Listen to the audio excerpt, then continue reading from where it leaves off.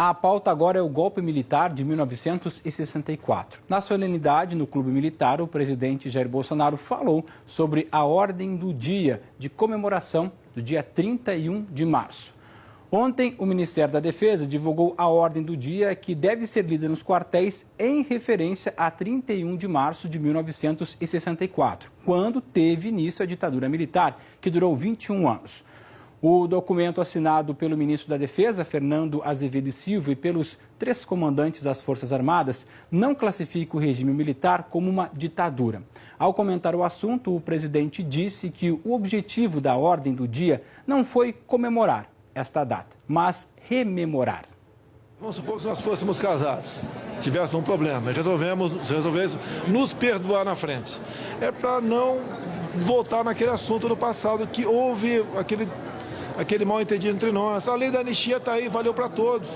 Inclusive, o governo militar da anistia fez com que ela fosse ampla, geral e restrita, que alguns setores de dentro do parlamento não queria que certas pessoas voltassem do exílio, porque os atrapalharia os seus projetos políticos aqui dentro.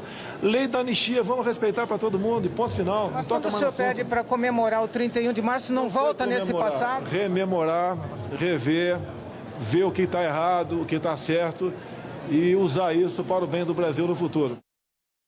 Sarenberg, foi um período bastante difícil para os brasileiros, né? Mesmo liberais chegaram a apoiar os militares no início.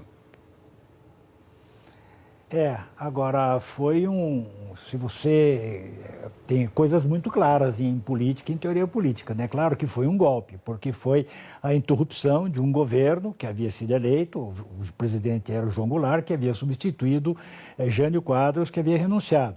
Mas João Goulart havia sido eleito na chapa junto com o Jânio Quadros, com uma diferença. Na época a gente votava para presidente e para o vice.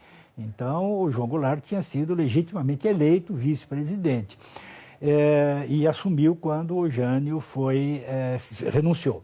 Então, era um presidente legítimo, aprovado pelas urnas e que foi deposto.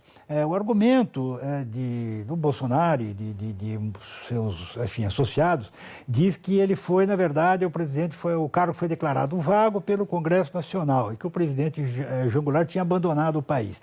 Bom, João Goulart deixou Brasília por quê? Porque as tropas estavam na rua, né? O Congresso decidiu declarar o cargo vago e depois eleger presidente o Marechal Humberto de Alencar Castelo Branco, que era o chefe do Estado-Maior das Forças Armadas, que era o líder do movimento militar que levou à deposição. Então, evidentemente, foi um golpe.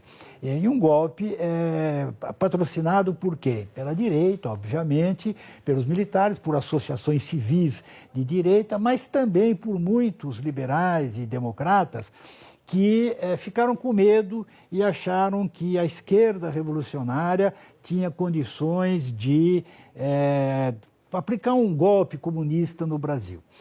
Olhando para trás, e mesmo na época, isso era claramente impossível. Do lado do Jango Goulart, tinha esquerda revolucionária, tinha os comunistas, estavam alinhados com o João Goulart. Mas não eram a maioria e nem eram dominantes em seu governo. O seu governo tinha, por exemplo, pessoas como Tancredo Neves, né? Estava do lado do Jango. Você não pode dizer que Tancredo Neves, que depois viria a ser o presidente da transição, qualquer coisa perto de comunista para o Tancredo Neves. Então, houve uma ideia de se impedir uma revolta de esquerda, mas criando uma ditadura de direita, né? Que é tão errado quanto, né?